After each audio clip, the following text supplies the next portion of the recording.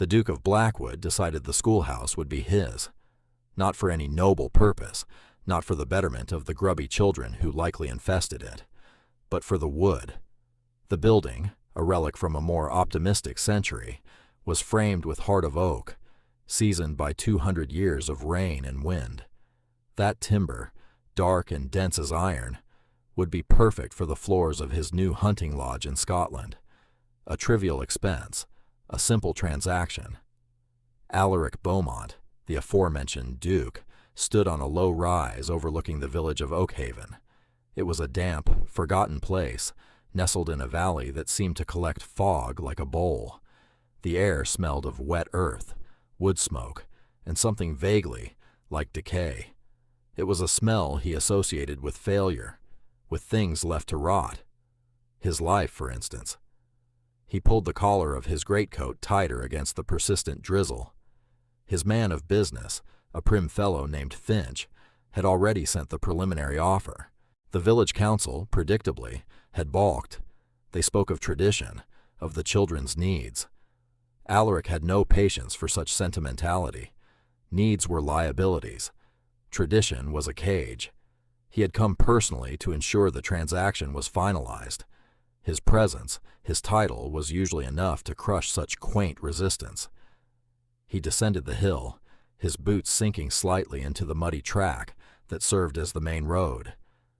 The village was a collection of stone cottages, their roofs slick with moss. A plume of smoke rose from the inn, the Weary Huntsman, where he had been forced to take rooms. The indignity of it was a dull ache, another small humiliation in a life that had become a series of them since Alara. He pushed the thought of her away. It was a ghost he could not afford to entertain, not here, not now.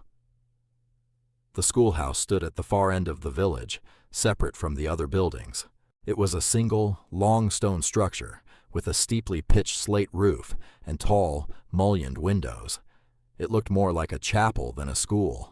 A crooked wooden fence enclosed a small yard where a few hardy weeds pushed up through the mud. As he approached, he heard the faint, rhythmic drone of a voice from within. A lesson was in session. He did not knock. Dukes did not knock on the doors of buildings they intended to purchase and dismantle. He pushed the heavy oak door open. It groaned in protest, a sound that pleased him on a primal level. The scene inside was one of impoverished but determined order. 24 children of varying ages sat on rough wooden benches, their eyes fixed on a woman standing before a large, cracked slate board. The air was thick with the scent of chalk dust, damp wool, and the faint, sweet smell of the cheap soap the poor used. A small fire crackled in a cavernous stone hearth, doing little to combat the chill that seeped through the walls. The woman turned, her recitation cut short. "May I help you?" And the world stopped. It was not possible. He had seen the reports. He had identified the mangled carriage, the tattered shreds of her blue traveling cloak found snagged on a branch downstream. He had attended a memorial service. He had mourned, in his own cold, hollow way. Yet here she was, Alara. She was thinner, her face sharpened by years he could not account for. The soft, aristocratic roundness was gone, replaced by a stark beauty that was almost severe. Her hair, that glorious river of spun gold, was ruthlessly pinned back in a simple bun. She wore a dress of dark, coarse wool, a garment so plain it was an insult. But it was her, the same defiant tilt of her chin, the same eyes, the color of a summer sky just before a storm. They stared at each other across the room of silent, watchful children.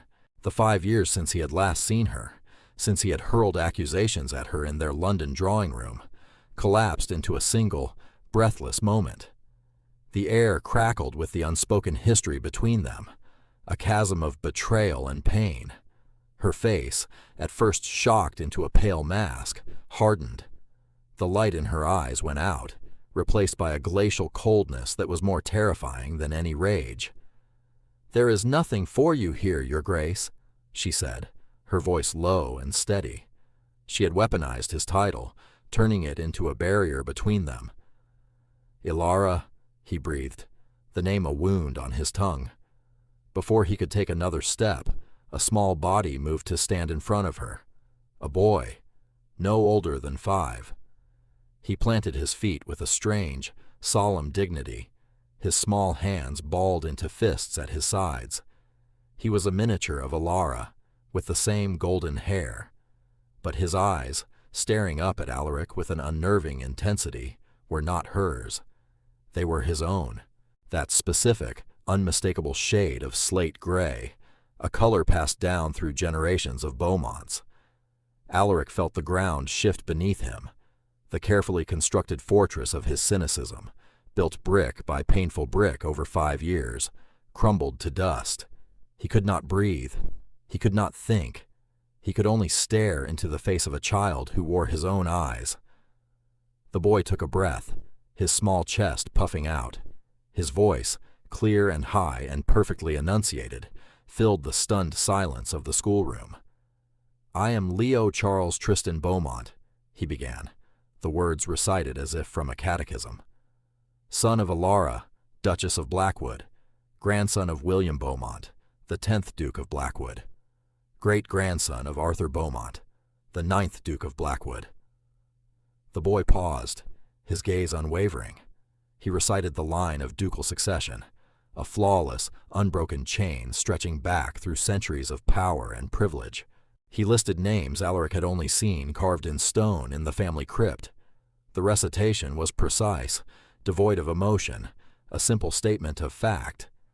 And then he reached the end.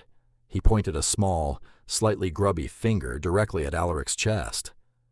"And you," the boy declared, his voice ringing with absolute certainty, "are my father, Alaric Beaumont, the 11th Duke of Blackwood." The room was utterly silent, save for the crackling of the fire and the frantic, hammering beat of Alaric's own heart. He had come to Oakhaven to buy a building for its timber. He had found his wife, whom he believed dead, and a son he never knew he had. A son who had just calmly, devastatingly, announced his own legitimacy to the world. Alara's hand dropped to the boy's shoulder, a gesture both protective and possessive. Her face was a canvas of conflicting emotions, fury, fear, and a heartbreaking flicker of a pride she could not entirely conceal. She had taught him this. She had armed her son with his own identity, a shield and a sword, forged from the very lineage that had cast them out. "Get out," she whispered, the words freighted with 5 years of bitterness and survival. "Get out of my school." Alaric could not move. His legs felt like lead, his mind a maelstrom of confusion, and a pain so profound it was a physical blow. The boy, his son, continued to stare at him, his gray eyes wide with a child's frank curiosity, waiting for a response. But what response was there? What could a man say when his entire world, built on a foundation of lies and regret, had just been demolished by the voice of a 5-year-old child? He was drowning in it. The smell of the damp room, the sight of her worn dress, the impossible reality of the boy. He had been so certain of his grievance, so wrapped in the cold comfort of his betrayal. He had believed her faithless. He had let her go. He had allowed his cousin, Julian, to feed him poison, to whisper confirmations of his worst fears, until he was convinced of her guilt. "The carriage," he stammered, his voice a rough, unfamiliar sound in his own ears. "They said you were dead?" Alara finished for him, a bitter, mirthless smile touching her lips. "It was convenient for you to believe that, was it not? The disgraced Duchess vanished. No mess, no scandal to tarnish the great name of Beaumont." She looked down at her son, her expression softening for a fraction of a second. "But you see, Your Grace, I had a reason to live." Her words were stones, each one striking him with the force of a physical blow. Convenient. It had been convenient. It had allowed him to retreat into his work, into his cold, empty mansions, and nurse his wound without having to truly confront it.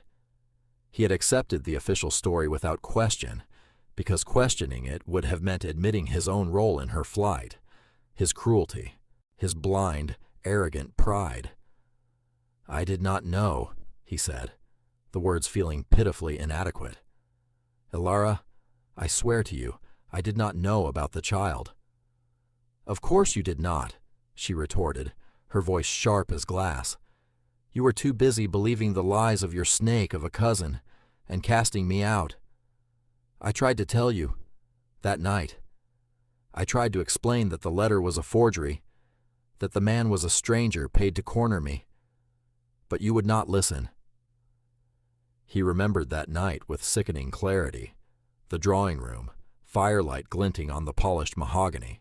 Julian, his face a mask of false sympathy, handing him the crumpled letter.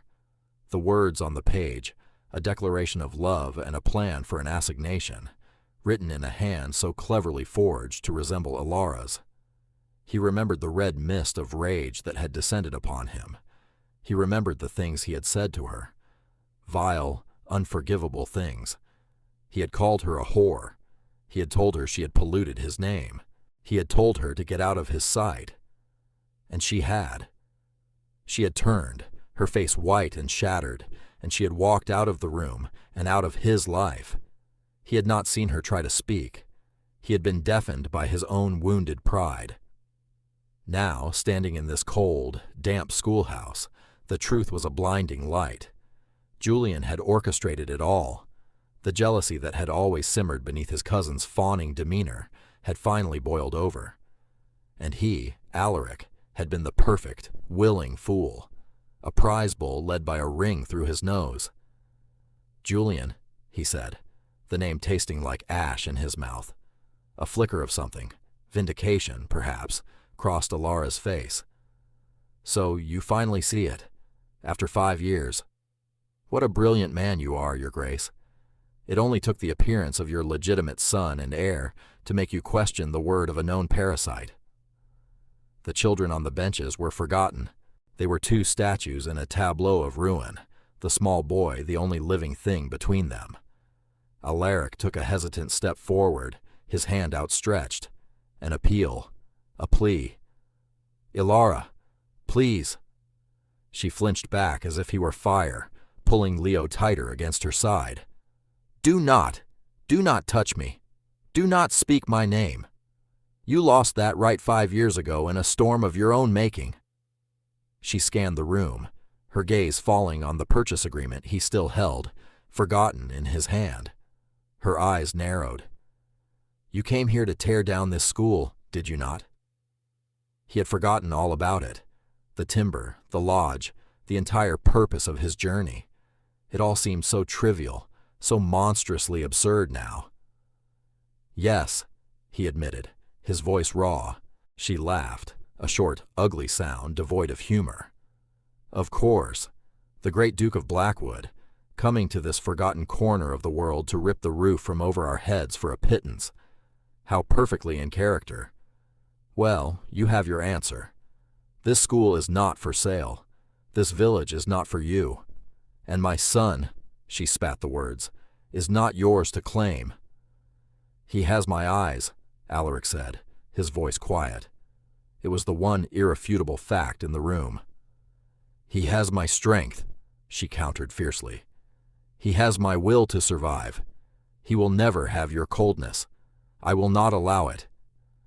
Alaric looked past her, at the faces of the children watching them. He saw fear, confusion, and in the eyes of the older ones, a dawning comprehension. He had brought his London scandal to their quiet sanctuary. He had shattered their peace, just as he had shattered his own life. He needed to think. He needed to be somewhere other than this room, with her condemnation and his son's innocent, questioning gaze burning into him. He took a step back, then another, his retreat clumsy, undignified. He, who was accustomed to commanding any space he entered, was now fleeing it.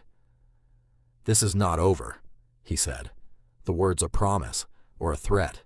He was not sure which. "It was over 5 years ago," she replied, turning her back on him, a final, definitive dismissal. She addressed the children, her voice regaining its steady, pedagogical tone, though he could see the tremor in her hands. "Now, where were we? The reign of King Henry VIII." He stood in the doorway for a moment longer, a ghost at a feast he had poisoned.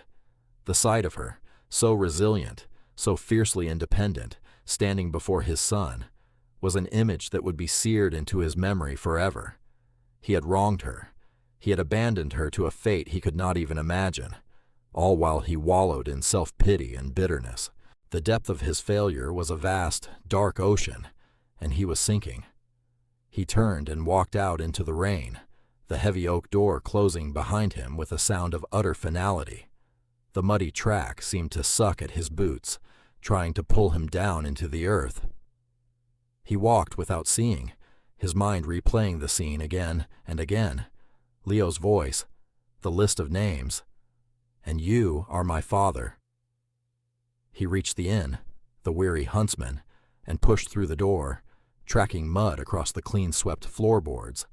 The innkeeper, a stout woman with shrewd eyes, looked up from where she was polishing a pewter tankard. She took in his drenched coat, his pale, stricken face, and her expression hardened with a protective glint he now understood. "Mrs. Croft is a good woman, Your Grace," she said, her voice quiet but firm. "She and the boy have been through enough." So she knew.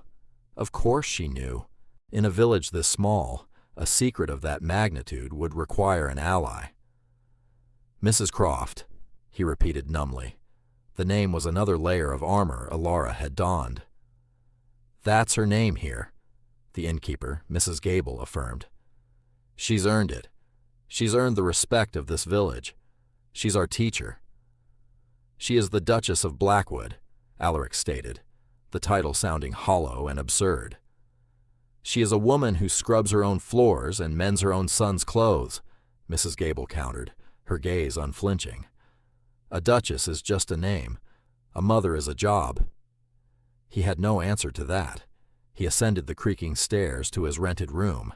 It was small and sparsely furnished, with a lumpy bed and a single window that looked out over the dripping rooftops. It was a prison cell of his own making. He stood in the center of the room, the damp chill seeping into his bones. His first instinct was to rage, to send for his men, to assert his rights, to take his son, to force Alara to listen to him. But he saw her face again, the cold, resolute set of her jaw. Force would only drive her further away. He had used force 5 years ago, the force of his anger, his pride, his position, and it had led to this disaster. He could not make the same mistake again. This required a different strategy. Atonement. The word felt foreign, archaic. It was not a concept that featured heavily in the life of a duke. But as he stood there, dripping on the floorboards of a provincial inn, he knew it was the only path forward. He had to undo the damage. First, he had to understand the full scope of Julian's treachery. Then, he had to prove it, not just to himself, but to Alara. And he had to do it from here, from this damp, miserable village. He would not run. He would not retreat to the comfort of his London house. He would stay. He would lay siege to her heart, not with power, but with patience. He walked over to the small writing desk and pulled out a sheet of paper. He had to send a message, not to his lawyers, not to his estate managers, to a man named Shaw, a former Bow Street runner he had employed on occasion for delicate matters, a man who could dig into Julian's life and unearth every rotten secret. "Shaw," he wrote, his hand surprisingly steady. "Come to Oakhaven at once. A matter of the utmost urgency. Investigate my cousin, Lord Julian Beaumont. Everything, his finances, his associates, his movements 5 years ago. Spare no expense. I will await you at the Weary Huntsman." He sealed the letter and then wrote another, to his man of business. "Finch. The deal for the schoolhouse is off. Permanently. Send a draft for £500 to the Oakhaven Village Council for the repair and maintenance of the building. An anonymous donation. It was a start, a small, inadequate gesture in the face of a monumental wrong. He walked downstairs and handed the letters to Mrs. Gable. "Can you see these are sent by the morning post?" She took them, her expression unreadable. "I can. I will be staying," he added, meeting her gaze. "Indefinitely." A flicker of surprise. "The rooms are not up to your usual standards, I imagine." "They will suffice," he said. He was no longer the man who had arrived in Oakhaven that morning. That man had been concerned with comfort, with status, with the quality of timber. This new man, this hollowed-out version of himself, had only one concern: a boy with his eyes and a woman with a broken heart. The next morning, the rain had eased to a persistent mist. Alaric forewent his usual breakfast, the thought of food sickening him. Instead, he walked back to the schoolhouse. He did not go to the door. He stood by the crooked fence, a silent sentinel, watching. The children began to arrive, in twos and threes, their chatter and laughter cutting through the damp air. They carried satchels and lunch pails, their faces bright with an innocence he now found profound. He watched for one face in particular. Then he saw him, Leo. He was holding Alara's hand, looking up at her as he spoke with great seriousness about something Alaric could not hear. Alara listened intently, her head bowed. She looked tired. There were dark circles under her eyes, and her shoulders were slumped, as if the confrontation had drained her of her formidable strength. When she saw him standing there, she froze. Her body went rigid, and she pulled Leo closer, her hand tightening on his. The boy followed her gaze, and his gray eyes widened in recognition. He did not smile, but he did not look away. He simply watched his father with that same unnerving, solemn curiosity. Alara said something to him, her voice too low to carry. The boy nodded and, detaching his hand from hers, ran into the schoolyard to join the other children. Alara did not move. She stood at the gate, a lone guardian, her body a physical barrier between Alaric and his son. "What do you want?" she called out, her voice sharp with suspicion. "I have canceled the purchase," he said, his own voice sounding loud and coarse in the quiet morning. "I have sent funds for the school's repair." She stared at him, her expression a mixture of disbelief and contempt. "You think you can buy your way back into our lives? You think a bag of gold can erase 5 years of hardship? You think it can give my son back the father he never had?" "No," he said quietly. "I think it can fix the roof." It was a simple, practical statement, and for a moment it seemed to disarm her. The roof of the schoolhouse was notoriously leaky. He had noticed the water stains on the ceiling yesterday. Her gaze flickered up to the moss-covered slates, then back to him. "We have managed on our own," she said, but the words lacked their previous fire. "You should not have had to," he replied. He stayed there for another hour, saying nothing more. He just watched. He watched Leo play with the other children, a fierce, protective ache spreading through his chest. The boy was small for his age, but quick. He held his own in their rough games, a determined set to his small jaw. Alaric saw flashes of himself in the boy's movements, in the way he stood, his feet slightly apart, as if bracing himself. When the bell rang and the children filed inside, Alara gave him one last, withering look before following them in and shutting the door. Alaric remained by the fence. He was a statue of regret. The villagers, going about their morning chores, began to notice him. They would glance his way, whisper to their neighbors, their expressions wary. He was an intrusion, a disturbance. The Duke, the man who had come to tear down their school. Now he was just a man, standing in the mud, staring at a closed door. He spent the day in a state of suspended animation. He walked the perimeter of the village, learning the paths, the contours of the land that had been Alara's sanctuary. He saw the cottage where she lived, small, tidy, with a wisp of smoke curling from its chimney and a small garden plot behind it. He imagined her there, living a life so removed from the one he had given her, a life of profound simplicity and, he suspected, profound loneliness. That evening, as dusk settled over the valley, he returned to the inn. Mrs. Gable met him at the door. "He's been asking about you," she said, without preamble. Alaric's heart seized. "Leo?" "He wanted to know who the sad man by the fence was," she said. "His mother told him you were an old acquaintance." "I am his father," Alaric said, the words a raw claim. "She is trying to protect him," Mrs. Gable said, her voice softening slightly. "From you, from the world you represent, from the hurt you caused." "I know," he said. "I intend to fix it." Her shrewd eyes assessed him. "Fixing things like that takes more than money, Your Grace. It takes time, and it takes work." "I have nothing but time," he replied, "and I am not afraid of work." The next few days established a new, strange routine. Each morning, Alaric would stand by the schoolhouse fence. He never tried to approach. He never called out. He simply bore witness. He watched his son learn and play. He watched Alara teach, her passion for her work evident even from a distance. He saw the way the children adored her, the way she could command their attention with a quiet word, the way she would kneel to comfort a crying child. He was learning about her all over again. This Alara was not the Duchess he had known, the woman who had presided over glittering dinner parties and navigated the treacherous currents of London society with a graceful, almost distant ease. This woman was forged of stronger stuff. She was a survivor. She was magnificent.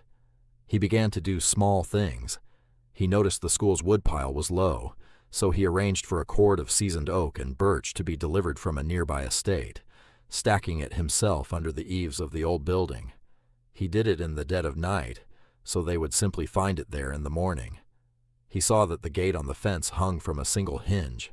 He went to the village blacksmith, a burly man named Thomas, and commissioned a new set of iron hinges. He spent an afternoon repairing the gate, the unaccustomed manual labor a welcome distraction.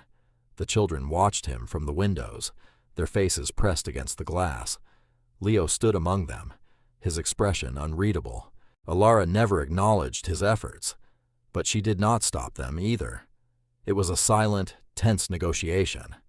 Shaw arrived 4 days after being summoned.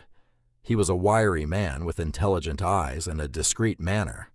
He found Alaric not in his room at the inn, but in the schoolyard, examining the crumbling mortar of the stone walls. "Your Grace," Shaw said, his voice low. "Shaw," Alaric acknowledged, not turning around. "You made good time."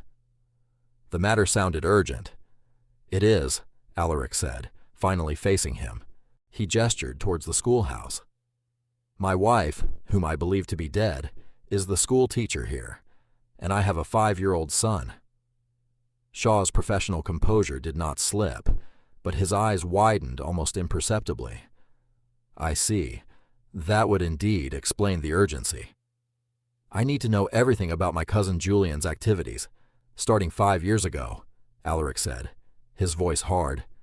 "I need proof of his deception, something undeniable, a witness, a document, anything." "I understand," Shaw said. "I will begin in London. Lord Julian has been living far beyond his means, even with your generous support. Men with financial troubles leave trails." "Find that trail," Alaric ordered, "and follow it wherever it leads."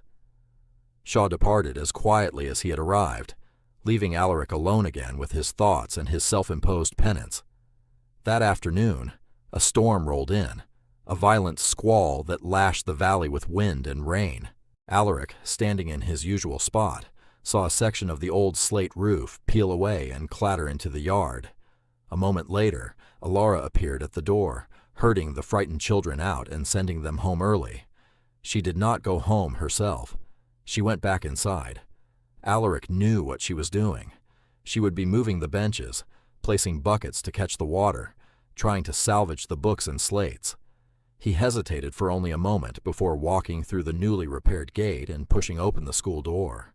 She was on a rickety ladder, trying to stretch a piece of oilcloth over a section of exposed rafters where water was pouring in. The room was dark, the air cold and wet. "Get down from there," he said, his voice echoing in the empty room. "You will break your neck." She glanced down at him, her hair coming loose from its pins, her face smudged with dirt. "And what would you care? Go away." "I will fix it," he said, moving towards the ladder. "We do not need your help," she insisted, her knuckles white where she gripped the oilcloth. "Elara, for God's sake, be reasonable. The roof is collapsing." He reached the base of the ladder and held it steady. "Come down, now." There was a command in his voice she had not heard in years. Not the arrogant command of a duke, but the firm, concerned command of a man who would not see her come to harm. She stared down at him for a long moment, the rain drumming on the roof above them, water dripping all around. Then, with a weary sigh of defeat, she descended. When she reached the floor, they stood less than an arm's length apart. He could smell the rain in her hair, the scent of wet wool and chalk dust that he now associated with her. He could see the exhaustion etched around her eyes. "Why are you doing this?" she asked, her voice barely a whisper. "Why are you still here?" "Because my son is here," he answered, his voice thick with emotion. "And because the woman I love is here. The woman I failed. The woman I drove away." Her breath hitched. It was the first time he had spoken of love, the first time he had admitted his fault so plainly. She looked away, her jaw tight. "Words are easy, Alaric." "Then let me show you with deeds," he said. "Let me fix the roof." She did not answer. She simply walked over to the hearth and began to build up the fire, her movements stiff. It was not forgiveness. It was not even acceptance. But it was a truce. For the next 2 days, they worked. Alaric hired men from the next town over, skilled roofers, and he worked alongside them. He stripped away the old, broken slates, his hands, accustomed to holding reins or a pen, becoming raw and blistered. He climbed the ladders, hauled timber, and learned the rhythm of the work. Elara kept the school closed, but she stayed. She brought them hot tea and bread. She did not speak to Alaric directly, but he would watch her as she moved about the room, tidying, cleaning, preparing for the children's return. He saw her glance at him sometimes when she thought he was not looking, her expression a confused mix of resentment and something else he dared not name. One afternoon, Leo came. He walked into the schoolhouse, holding Mrs. Gable's hand, and stood just inside the door, watching his father on the roof through the hole in the ceiling. Alaric saw him and his heart clenched. He climbed down the ladder, his shirt soaked with sweat and rain, his hands black with tar. He knelt in front of the boy. He was suddenly terrified. What did a father say to a son he had never known? "Hello, Leo," he said, his voice hoarse. Leo did not answer. He simply reached out a small, hesitant hand and touched one of the blisters on Alaric's palm. He traced the raw skin with a feather-light touch. "Does it hurt?" the boy asked, his gray eyes full of concern. "Yes," Alaric admitted. "A little." "My mother put salve on my scrapes," Leo offered. "It makes them better." "I am sure it does," Alaric said, a lump forming in his throat. He looked up and saw Elara standing a few feet away, watching them. Her arms were crossed over her chest, but the hard line of her mouth had softened. For the first time, he saw not a fortress, but a crack in the wall, a tiny, fragile glimmer of hope. The roof was finished a day later. The school was watertight for the first time in a decade. The night the work was done, Alaric was sitting alone in the common room of the inn, nursing a brandy and the aches in his body, when Shaw returned. The investigator looked tired but triumphant. He placed a worn leather satchel on the table. "I believe I have what you need, Your Grace." He laid out the contents on the table: bank ledgers, copies of promissory notes, and a sworn affidavit from a man named Corporal Davies, formerly of His Majesty's Army. "Julian has been gambling heavily for years," Shaw explained, his voice low and professional. "He was deep in debt. 5 years ago, he was on the verge of ruin. Then, suddenly, his fortunes changed. A large anonymous deposit was made into his account." "From whom?" Alaric asked, his gut tightening. "From Lord Westerfield," Shaw said. "Your neighbor, and your rival, the man whose offer for the Kentwater lands you rejected." It all clicked into place. Westerfield had wanted that land. He had wanted to humiliate Alaric. And Julian, desperate for money, had been the perfect tool. "The letter," Alaric said. "The forgery." "Westerfield's secretary was a master forger," Shaw continued. "And the man who claimed to be the Duchess's lover? A disgraced actor named Finchley, paid £200 for his performance. He confessed it all to Corporal Davies, who was his cellmate in debtor's prison last year." Shaw pushed the final document across the table. The affidavit, signed and witnessed. It was the truth, stark and ugly, laid bare on paper. A conspiracy born of greed and envy. "And there is more," Shaw said, his expression grim. "The carriage accident. It was not an accident. Julian paid the driver to loosen a wheel and run the carriage off the road near the river. He never intended for the Duchess to be in it. He assumed she had already fled with her lover. He only wanted to create the appearance of a tragic accident to close the book on the scandal. He did not know she was still in the city, or that she would take that particular coach." The room grew cold. Alaric stared at the papers, his blood turning to ice. Julian had not just slandered Alara.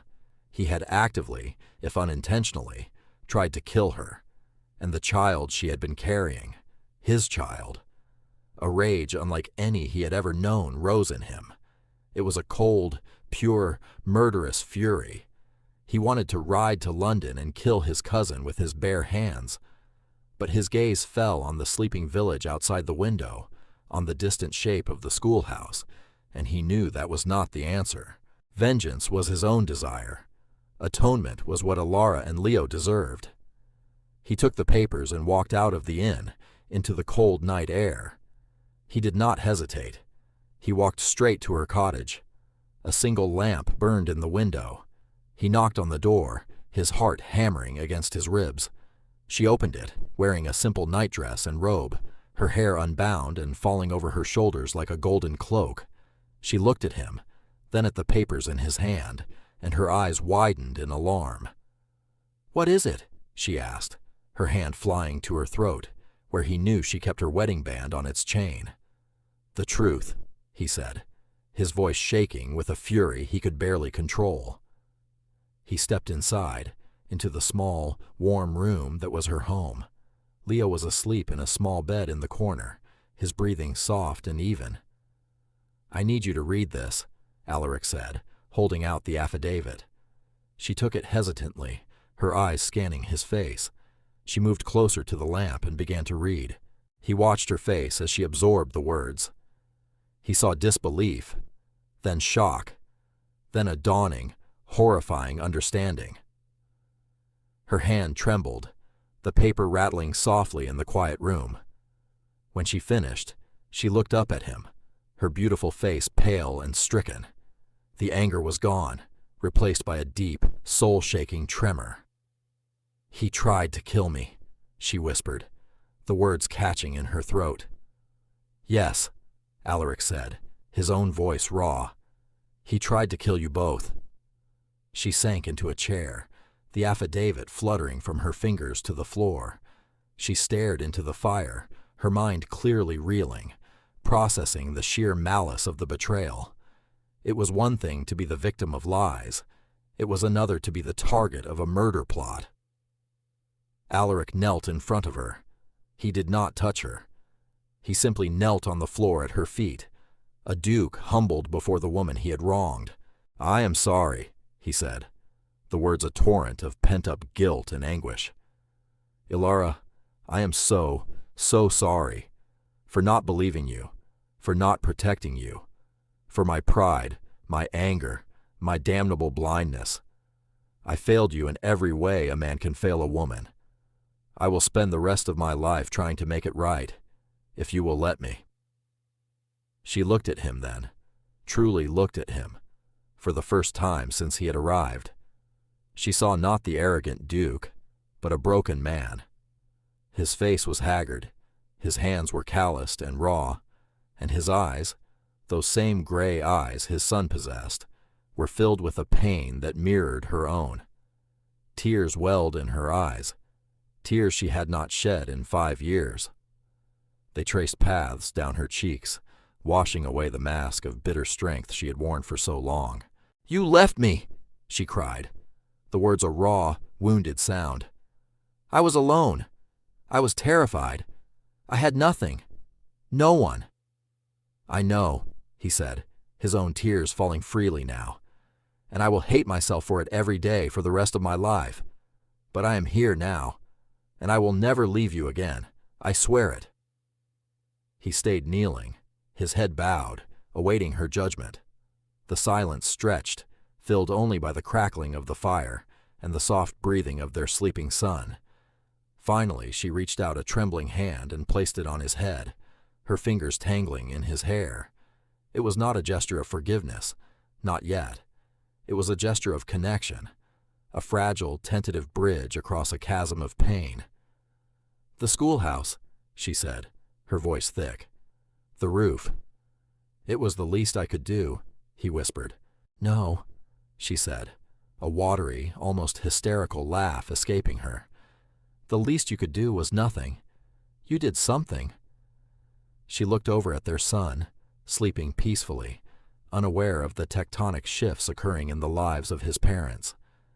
"He needs a father, Alaric. He needs the man who fixed his school, not the man who tried to tear it down." "I will be that man," he vowed, looking up at her, his heart overflowing with a desperate, painful hope. "I will be whatever you need me to be."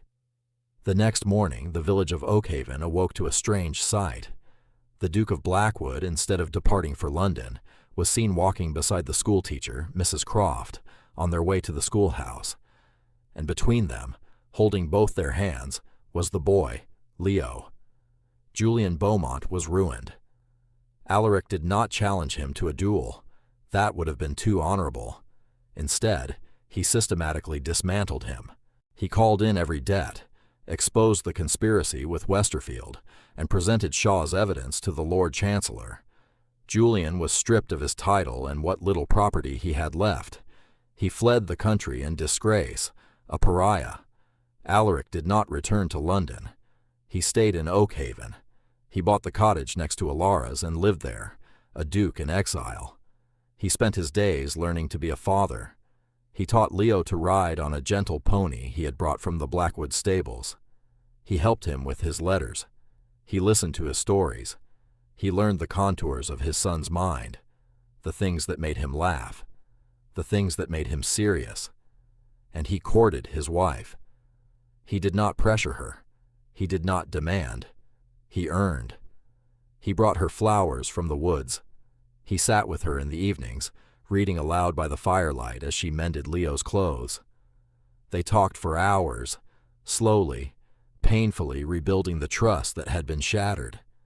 He told her of his lonely, empty years. She told him of her struggle, her fear, and the fierce, all-consuming love for their son that had kept her alive. One evening, months after his arrival, they were sitting by the fire in her cottage. Leo was asleep. A comfortable silence had fallen between them. "Do you remember our wedding day?" she asked softly, her gaze on the flames. "I remember you wore a crown of white roses in your hair," he said. "I remember thinking I was the luckiest man in England." "I was so afraid," she confessed. "Marrying a duke, all that power, all that history." "I was the one who should have been afraid," he said, his voice low. "Afraid of losing you. I let my pride, the very thing you feared, Destroy us." She turned to him, her expression soft and searching. She reached up and unfastened the thin gold chain from around her neck. Her wedding band lay in her palm. "I never took it off." He took the ring from her, his fingers brushing against hers. It was warm from her skin. With a trembling hand, he took her left hand and slid the simple gold band back onto her finger, where it belonged. "Elara," he said, his voice thick with emotion. "Will you be my wife again? Not the Duchess of Blackwood, a title and a position, but my wife, my partner, my friend." Tears streamed down her face as she nodded. "Yes, Alaric. Yes." He leaned in and kissed her. It was not a kiss of passion, but of homecoming. It was a kiss that tasted of wood smoke and rain and the promise of a new beginning, built not on titles or wealth, but on the solid, hard-won foundation of earned forgiveness. They returned to Blackwood Manor a month later, not as a duke and his disgraced returned duchess, but as a family. The vast, silent halls were filled with the sound of a child's laughter. The oppressive formality was replaced with a warmth and life the old house had never known. The hunting lodge in Scotland was never finished. The oak timber intended for its floors remained in the walls of the Oakhaven schoolhouse, a silent testament to the place where a great duke had been brought to his knees, and in doing so had finally learned how to stand.